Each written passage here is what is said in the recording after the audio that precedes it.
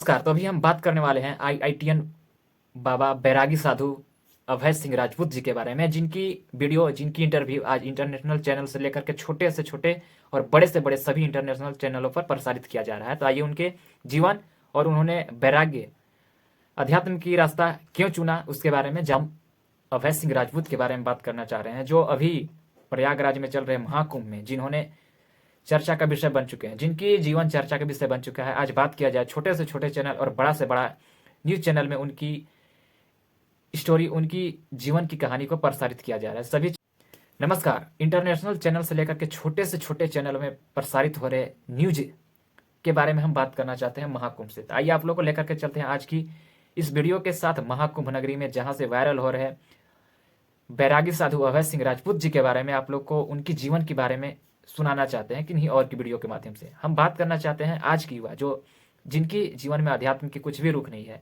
हम वैसे युवाओं से निवेदन करना चाहूँगा कि आप लोग अध्यात्म की ओर आए और उनके द्वारा बताए गए रास्ते को कुछ अपनी जीवन में उतारें और अध्यात्म के बारे में जाने, या किसी चीज़ के बारे में अगर आपको जानना है तो जब तक आप उस चीज़ को नहीं करते हैं तब तक उसके बारे में आप लोग नहीं जान सकते हैं। अध्यात्म के बारे में कहना है कि हम अध्यात्म की ओर जाना चाह रहे हैं, उनके बारे में जानना चाह रहे हैं, तो हमको आध्यात्मिक बनना होगा और अध्यात्म से कुछ सीखना होगा, तभी हम उसके बारे में जान सकते हैं, समझ सकते हैं।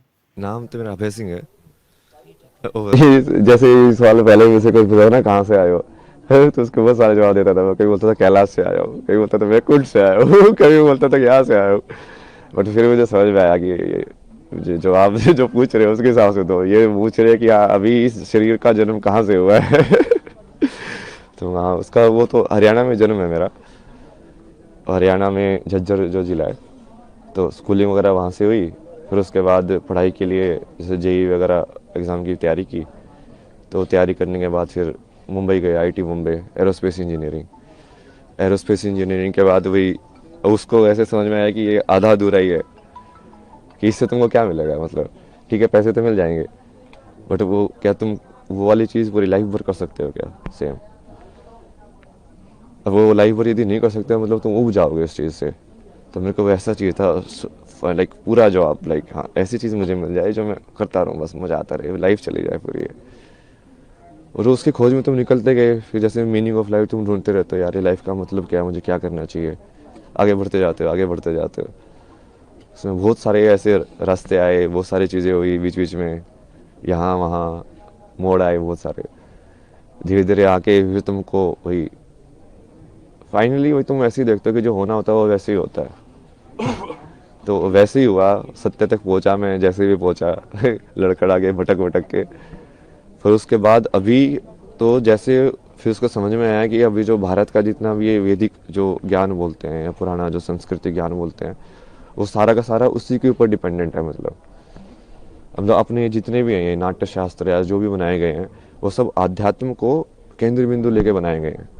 सब राग जो डिज़ाइन हुए हैं, म्यूज़िक से लेके, परफॉर्मेंस लेके, फिर रहन सहन से लेके, फिर जो जो परिवार का जो विधि है, शादी का विधि है, संस्कार जो होते हैं बच्चों के सारे ये उस चीज़ को केंद्र बिंदु लेके डिज़ाइन किए गए हैं। पूरा सिस्टम जो पूरा जो जैसे आश्रम की व्यवस्था थी पहले कि हाँ ब्रह्मचर्य आश्रम होगा, गृहस्थ आश्रम होगा, तो वो पूरा वैसे ही उन्होंने बनाया है कि अब इस माया में तुम कैसे डिज़ाइन करो कि वो आध्यात्म वाला जो कनेक्शन है वो बना रहे, कि लोग खो ना जाए ज़्यादा। क्योंकि माया को तुम हटा नहीं सकते हो, क्योंकि वो माया बनी हुई इसलिए एंजॉय करने के लिए, उसको जीने के लिए। बट वो यदि कनेक्शन टूट जाएगा, जो कि अभी काफ़ी टूटा हुआ है, अभी लोगों को वही लगता है कि ये सब अलग अलग है। अलग अलग नहीं है, वही की चीज़ है वो। ऐसे लोग हैं वो कहीं ना कहीं विदेशी परंपरा को अपना रहे हैं, ऐसा क्यों? यही है ना उसकी वजह से वो ये अब जैसे आपके ऊपर मान लो कोई आपसे ज़्यादा ताकतवर है, तो आप सोचोगे यार इसके पास ऐसी कौन सी शक्ति है कि इसको ज़्यादा ताकतवर बना रही है मेरे से। तो आपका भी रुझान उसी की साइड होगा। तो आप सोचोगे यार ये लोग साइंस पढ़ के एटम बम बना के, हथियार बना के ये दुनिया पे राज कर सकते हैं, तो मैं इससे बड़ा हथियार बनाऊं। तो सब उसी रेस में पड़ जाते हैं फिर वो, और उस रेस का तो कोई अंत ही नहीं है भाई। मेरा ये एक और क्वेश्चन है कि ऐसा क्या था अध्यात्म में जो आप इस ओर आए, इतनी सरल जिंदगी छोड़ के इतनी कठिन जिंदगी में आने का निश्चय किया? किस तरह का परिवार में क्या इसमें रिएक्शन रहा आपका? नहीं, इसकी चॉइस नहीं होती ना। रियल में आप देखोगे ना, बहुत सारे लोगों की यदि जीवनी कहानी पढ़ोगे तो आपको समझ में आएगा कि ये चॉइस होती ही नहीं है वो, क्योंकि तुमको यदि वो चीज़ की तरफ रुझान है ना, तो तुम इस लाइक उसको चीज़ तुमको खींचती रहेगी अपने साइड, उस लाइक वो बुलाती रहती है कि हाँ, अब तुम जाते रहते हो उसके साथ एक के बाद एक के बाद एक।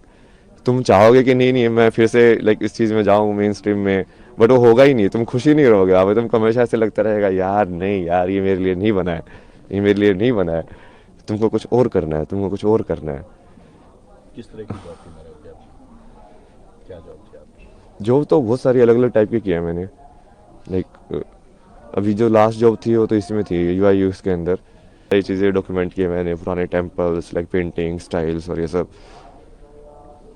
उसके बाद जैसे इसमें भी काम किया मैंने, मैगजीन्स वगैरह में, फिल्म मेकिंग भी की मैंने, डॉक्यूमेंट्री फिल्म्स में मेरी लाइक फिक्शन फिल्म भी है बहुत सारा कंटेंट है भाई। महाकुंभ को लेकर it was smooth and this is hard, because what seems hard for you from outside, it might be a natural tendency for me. Like sleeping outside in cold, it might not see it as hard, no. I might see like sleeping in a closed Delhi place where there is no air, polluted air, no light coming. You don't even know when sun rises, sun don't rises.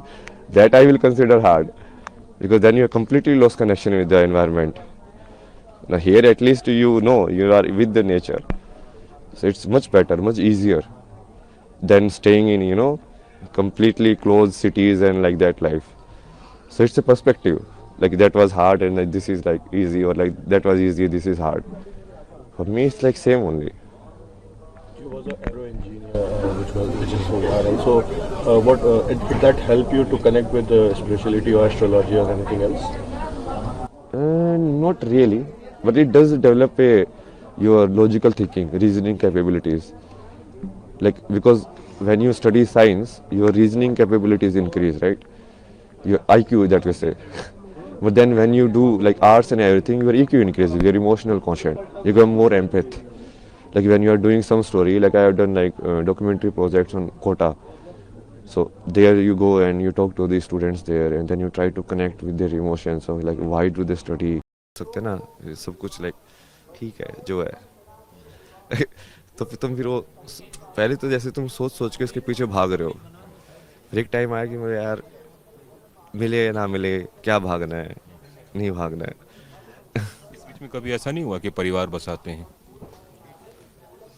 थोड़ा सा हुआ बीच में, जैसे मैंने starting में तो मुझे ऐसा था यार परिवार बसाना ही क्यों है, ये तो नौटंकी है ये सब क्यों कर रहे हो लोग, क्योंकि वैसे भी परिवार में आप देखोगे ना कोई खुश तो होता नहीं है, सब लड़ते रहते हैं एक दूसरे के साथ, तो क्या फ़ायदा है मतलब ऐसे ज़िंदगी में साथ रहने का, जो तुमको लड़ना ही है तो ये सब करना है। तो फिर उसका सक्सेसफुल फार्मूला क्या है वो भी समझ में नहीं आता था, कि कैसे दो इंसान साथ में रह सके कि जो प्यार से रह सके। मतलब आप सच की तलाश में निकले एक तरीके से। हाँ वही मान सकते हो आप।